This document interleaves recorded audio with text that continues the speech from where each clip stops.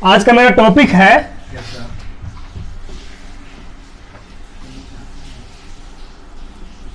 Moment of force. Moment of force. देखिए अब force तो पढ़ चुके हैं, फोर्स पढ़ चुके हैं, तो फोर्स मोमेंट ऑफ फोर्स भी एक तरह से वही है। जैसे कि आप पढ़ते हैं फोर्स के बारे में, तो कोई ऑब्जेक्ट फोर्स जो लगता है, जैसे कि ये बॉक्सा रखा हुआ है, तो इस पर हम क्या लगाते हैं? फोर्स लगाते हैं। तो किसी भी ऑब्जेक्ट को आगे की तरफ मूव करने के लिए या पीछे की तरफ मूव करने के लिए या किसी वन डायरेक्शन में मूव करने के लिए हम क्या लगाते हैं? फोर्स लगाते हैं। इतना तो पता है ना कि कोई भी ऑब्जेक्ट को अगर हम मोशन में लाना चाहें तो हमें उसको फोर्स लगाना होता है। तो क्या जब कोई ऑब्जेक्ट जब घूमेगा तो क्या उस पर भी फोर्स लगेगा? तो बिल्कुल फोर्स लगेगा। तो उस फोर्स का एक नया नाम दिया गया, मोमेंट ऑफ फोर्स। मोमेंट का हिंदी होता है घूमना। मोमेंट का हिंदी क्या होता है? घूमना। अब फोर्स का क्या होता है? बल। तो इसको ना हिंदी में बोला गया बल आघूर्ण। बल आघूर्ण मतलब घूमने वाले बल को बल आघूर्ण कहते हैं। ऐसा फोर्स जो मूव का सर्कुलर मोशन पर चल रहा है उसको क्या कहेंगे? मोमेंट ऑफ फोर्स कहेंगे। आइए, और ये मोमेंट ऑफ फोर्स को हम क्या कह सकते हैं? मोमेंट ऑफ फोर्स को हम कहते हैं टॉर्क। क्या कहते हैं? टॉर्क। मोमेंट ऑफ फोर्स को टॉर्क भी कहते हैं और टर्निंग इफेक्ट ऑफ फोर्स भी कहते हैं। Turning effect of force. Turning effect of force. और टर्निंग इफेक्ट ऑफ फोर्स क्यों कह रहे हैं? टर्निंग मतलब घूमना, यानी घूमने वाले फोर्स। ऐसा फोर्स जिसके प्रभाव से कोई ऑब्जेक्ट घूम जाए उसको टर्निंग इफेक्ट ऑफ फोर्स कहते हैं। और इसका डिफिनीशन जो होता है, डिफिनीशन ऑफ ऐसे मोमेंट ऑफ फोर्स को आप टॉर्क लिख सकते हैं ना। तो टॉर्क जब लिखते हैं तो टॉर्क का डिफिनीशन क्या लिखिएगा? TORQ है ना, UE। टॉर्क का डिफिनीशन लिख सकते हैं the cross product of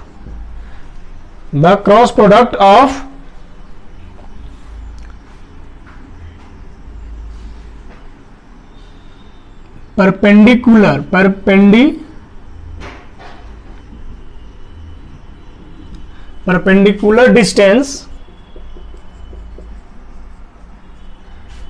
and applied force।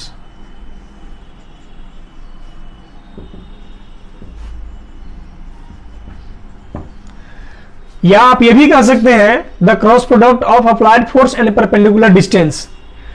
दोनों एक दूसरे पर क्या होता है? परपेंडिकुलर। हमेशा परपेंडिकुलर होना चाहिए, तभी आपका टॉर्क निकलता है। और टॉर्क का डिफिनीशन यही एक्चुअली होता ही है। टॉर्क बराबर, जब हम आपको बोले हैं कि परपेंडिकुलर डिस्टेंस, तो हम ऐसे लिख सकते हैं इसको, perpendicular distance into applied force F लिख सकते हैं ना। ये हो गया आपका टॉर्क का फॉर्मूला। आप देखिए यहां पे लिख सकते हैं परपेंडिकुलर डिस्टेंस को अगर R से इंडिकेट करते हैं तो R लिखिए। सवाल में हम क्या बोले हैं? क्रॉस। इसमें डायरेक्शन होगा, इसमें भी डायरेक्शन होगा। ये टॉर्क को टाउ से इंडिकेट करते हैं। टाउ बराबर क्या निकल गया? R cross F। आपको इससे पहले वेक्टर में हम पढ़े हैं, जब क्रॉस रहेगा तो हम इसका फाइनल अगर निकालेंगे तो क्या निकलेगा? R का मैग्नीट्यूड F का magnitude into sine theta. Sine theta हम क्यों लगाएं? For maximum value. Maximum value पता करने के लिए हम क्रॉस प्रोडक्ट में साइन थीटा लगाते हैं। अब इसका मतलब क्या होता है हम आगे प्रूव करके बताते हैं। जैसे यहां पे आप अगर ये SI यूनिट निकालिएगा तो क्या निकलेगा? SI unit. ये तो डायमेंशन लेस है। क्या है ये? डिस्टेंस है। डिस्टेंस का क्या हो गया? मीटर। अब फोर्स का न्यूटन, आप एक लिख सकते हैं newton metre. S I unit क्या निकल गया? Newton metre. डायमेंशन क्या बनेगा?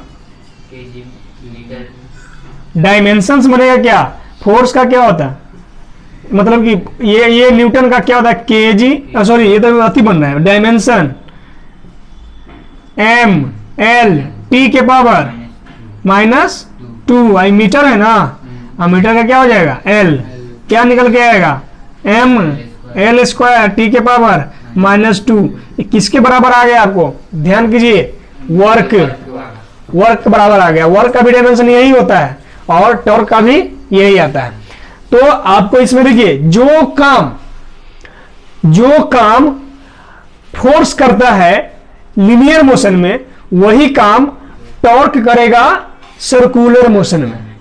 कोई ऑब्जेक्ट को एक स्ट्रेट लाइन पर मोशन कराने के लिए हमें फोर्स की जरूरत होता है, लेकिन किसी भी ऑब्जेक्ट को सर्कुलर मोशन में घुमाने के लिए हमें मोमेंट ऑफ फोर्स की जरूरत पड़ती है। इतना ध्यान में रहेगा ना। तो जो काम फोर्स है वही काम क्या है? टॉर्क का। टॉर्क और फोर्स क्या है? दोनों सेम है, मतलब फिजिक्स की दुनिया में सेम वैल्यू इसको माना जाता है। बस ये फोर्स स्ट्रेट पर चलता है, टॉर्क सर्कुलर पर चलता है। अब आइए देखते हैं रियल लाइफ में हम कहां कहां देखते हैं इसको। फोर्स के बारे में तो हम देख लेते हैं कि भाई रियल लाइफ में कोई ऑब्जेक्ट को धक्का देंगे, फोर्स आएंगे, आगे की तरफ जाएगा। कोई ऑब्जेक्ट को ऊपर की तरफ देंगे, धक्का लाएंगे, ऊपर की तरफ भागेगा। ऐसा तो हम देखते हैं रियल लाइफ में। लेकिन हम टॉर्क के बारे में देखते हैं कि रियल लाइफ में कहां देखने को मिलता है। अब जैसे दरवाजे जब खोलते हैं, तो दरवाजे को ऐसे करके जब ऐसे खोलते हो आप, तो क्या दरवाजे को पूरा के पूरा सीधा में रहता है ना, तो आराम से खुलता है। आप कभी ऐसा महसूस करके देखिएगा, मेरे यहाँ दरवाजा है, ये नहीं है कि हम कैसे करें। अब जैसे कि यहां से कैसे हम बताएं,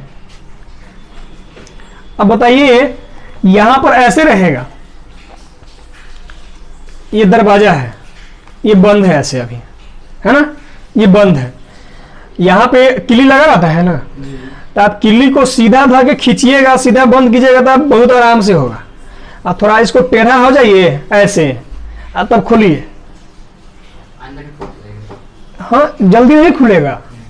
और चाहे आप ऐसे करके खोलिए ना, ऐसे तिरछा, ज्यादा नहीं खुलेगा।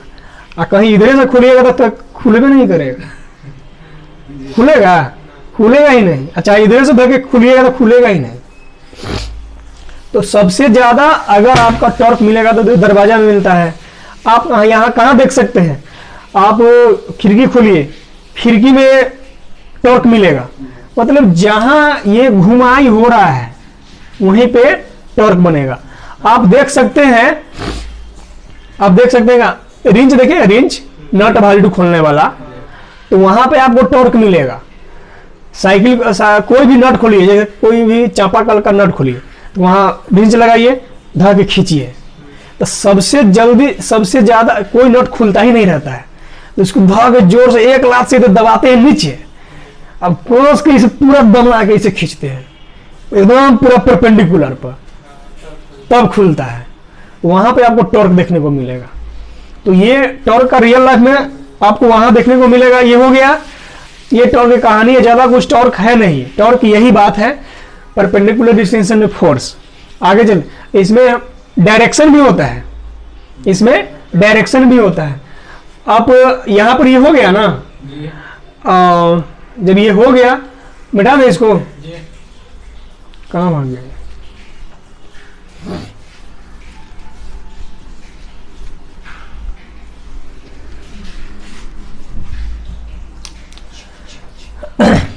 चलिए हम लेते हैं ये, उस जैसे ये हो गया आपका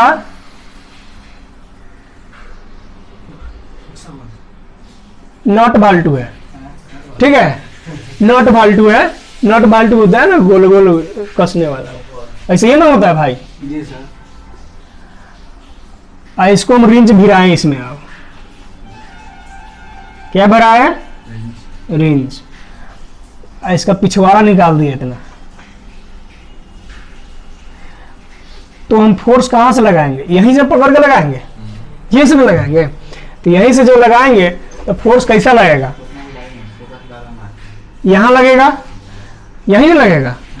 अब हम फोर्स नीचे लगाएंगे अन्यथा ऊपर लगाएंगे, तो जब नीचे लगेगा तो ये कौन सा डायरेक्शन आएगा, क्लॉकवाइज। जब ऊपर लगाएंगे तो कौन सा डायरेक्शन जाएगा, एंटी क्लॉकवाइज। तो अभी डायरेक्शन की बात नहीं कर रहे हैं हम, सीधे देखो फॉर्मूला कहां से आया, आर एफ साइन थीटा कहां से आया। तो ये हो गया फोर्स। अगर मान के चले हम आगे की तरफ धक्का दे रहे हैं तो ये मेरा हो गया एफ। और ये क्या है, डिस्टेंस यहां से यहां तक। और यहां पे आपको ध्यान दीजिए, यहाँ रोटेशनल एक्सिस लगा हुआ है, रोटेशनल एक्सिस। अरे नॉट जो होता है उसमें एक भाल्टू होता है ना, वो रोटेशनल एक्सिस क्या हो, जैसे ये देखिए ये ऐसे ऐसे नच रहा है, तो रोटेशनल एक्सिस क्या होगा, यही ना हो गया रोटेशनल एक्सिस। तो देखिएगा कभी भी रोटेशनल एक्सिस पर टॉर्क क्या होता है, हमेशा परपेंडिकुलर। रोटेशनल एक्सिस पर हमेशा टॉर्क क्या होगा, परपेंडिकुलर होगा। अब देखिए ये तो हो गया रोटेशनल एक्सिस। अब इसको धर के यहां से लेकर यहां तक का डिस्टेंस आर है। देखिएगा कभी कभी कोई नट वाल्टू जो होता है ना, छोटका रिंच से खुलता ही नहीं रहता है, तो उसको बड़का लाते हैं, हाँ सलाई रिंच। अब तब वहीं से होता तो बांस बांध देते हैं और 4 आदमी से धर के खींचते हैं, कौन बड़ा रिंच। अब कॉल चापा कॉल कभी कराते हुए देखे हैं, धसाते हुए, उसका रिंच देखते हैं कैसा रहता है, इतने मुट के दांत वाला रहता है ना। धो के पाइप को रखेगा ऊपर से नीचे से, 2 आदमी इधर से भाग के खींचेगा, 2 आदमी उधर से उधर के खींचता है, कॉल को एक साइड कर देता है, पाइप को एक साइड कर देता है। वहां पे आपको टॉर्क मिलेगा सबसे बेटर। तो ये डिस्टेंस के ऊपर भी डिपेंड करता है कि जितना ज्यादा डिस्टेंस रहेगा ना, उतना ज्यादा आपको आसानी होगा किसी चीज को काम करने में। अब देखिए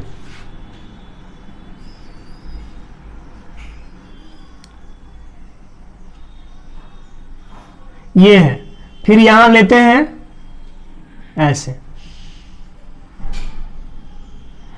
और इस बार फोर्स लगा रहे हैं यहां पर। इसका डिस्टेंस क्या है, आर। तो बताइए ये ज्यादा आर है कि ये ज्यादा आर है, ये वाला आर है। तो सबसे ज्यादा टॉर्क इसमें बनेगा, सबसे ज्यादा नहीं, इससे ज्यादा इसमें बनेगा। अब एक और लेते हैं,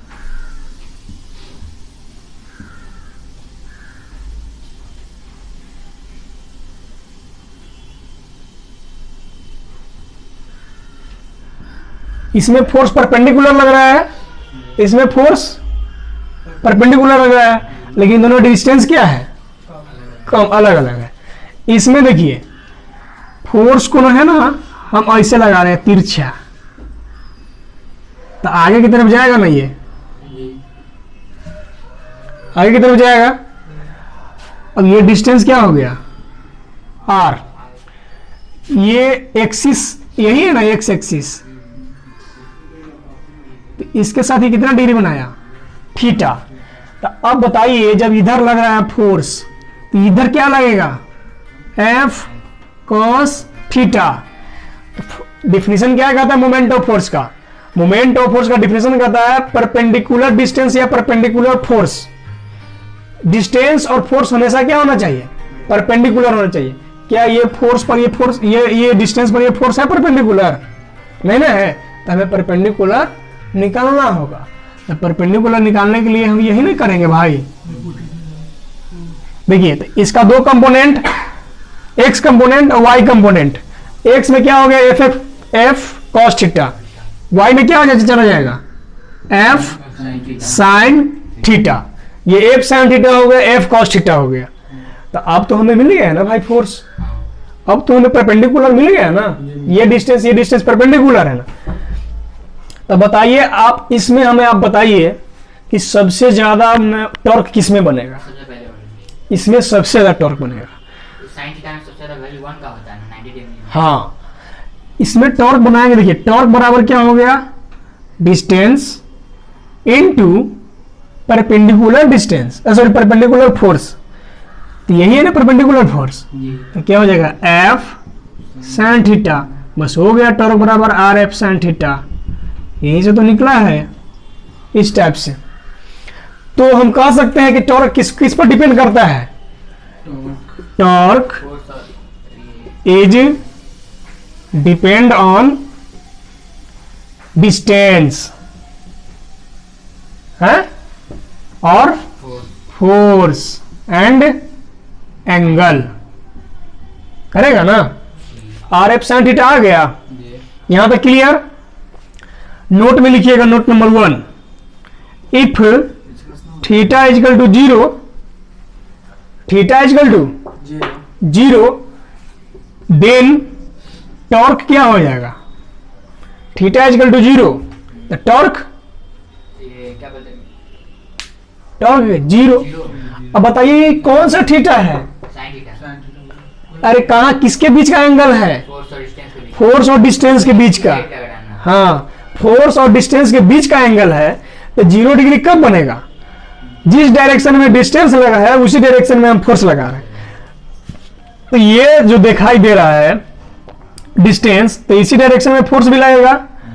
तो बताइए कोई भी गेट को, कोई भी दरवाजे को आप ऐसे लगा हुआ है, ऐसे लगा हुआ है, ये समझिए कि ये दरवाजा है, हमको अंदर जाना है, तो क्या इसको हम ऐसे ना खोलेंगे, ऐसे ना खोलेंगे कि यही कभी से आएगा हम ऐसे खोलेंगे, खुलेगा नहीं ना खुलेगा, खुलेगा तो इसके जस्ट इस साइड से हम इसको ऐसे खोलेंगे, ऐसे तो ऐसे खुलने वाला होगा तो गिर ही जाएगा। अगर ऐसे खुलने वाला तो उसका मोमेंट ऑफ फोर्स ऐसे बनेगा ऊपर की तरफ, जैसे जाफरी होता है, दुकान से में लगा रहता है, लगा रहता है, उसको लाया वो बांस ऐसे लगता है, अब पिछवा ऐसे उठा कर सीधे ऊपर उठा कर बांस लगा देता है, लगा देता है ना, तो वहां पे उसका टॉर्क कहाँ बनेगा, ऊपर की तरफ बनेगा। चलिए किस पर बना, थीटा बराबर कितना हो गया 0, तो टॉर्क क्या बनेगा 0। दूसरा में अगर if theta is equal to 90 then torque क्या बनेगा, हाँ मैक्सिमम बनेगा। सबसे ज्यादा अगर टॉर्क आपको लाना है तो 90 डिग्री पर लाइए।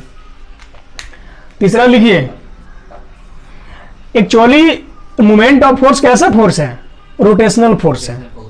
लिखिए actually moment of force is rotational force. अब कोई कहेगा साला रोटेशनल फोर्स भी आ गया, अरे घूमने वाले फोर्स को रोटेशनल फोर्स कहते हैं और उसी को मोमेंट ऑफ फोर्स कहते हैं। फोर्स को मोमेंट ऑफ फोर्स आप कोई बड़का भारी चीज नहीं है।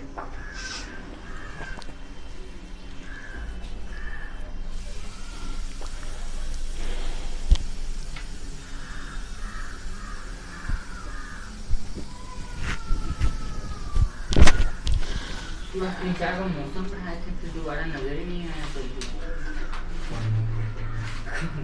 कौन सा मौसम, ट्रांसलेशन, रोटेशन, प्लानर, उस जगह को उधर रह गया, कभी तो वो नहीं दिया।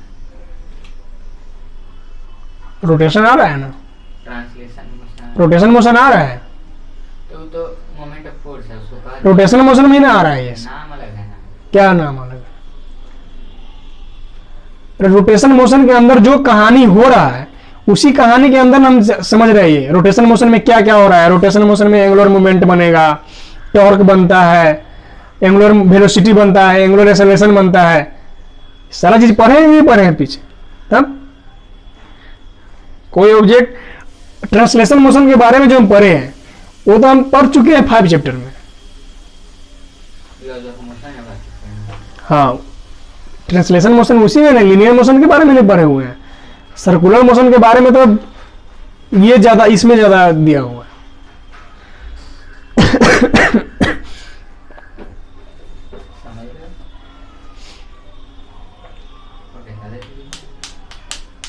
हो गया। मोमेंट ऑफ फोर्स कैसा क्वांटिटी है, मोमेंट ऑफ फोर्स कैसा क्वांटिटी है, डायरेक्शन है, इसलिए वेक्टर क्वांटिटी होगा। इसको नट भाल्टू को मिटा दे, खत्म करना है, इसके बाद लिखना है। देखिए चौथा, देखिए चौथा फोर्थ में हम क्या लिख सकते हैं, it is a vector quantity It is a vector quantity because it has direction. अच्छा कैसा डायरेक्शन होता है? इट हैज डायरेक्शन क्लॉकवाइज हो सकता है, CLOCKWISE, यही नहीं होता है? क्लॉकवाइज या एंटी क्लॉकवाइज। मिटा दिए सर इसलिए। क्लॉकवाइज हो सकता है या एंटी क्लॉकवाइज हो सकता है।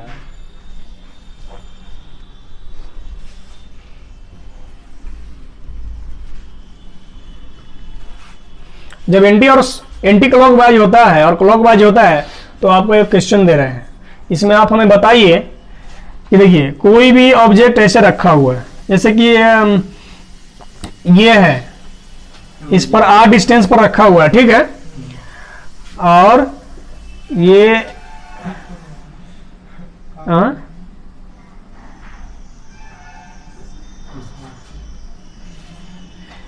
XY प्लेन में है। XY प्लेन का मतलब इसमें तो बनता ही नहीं है।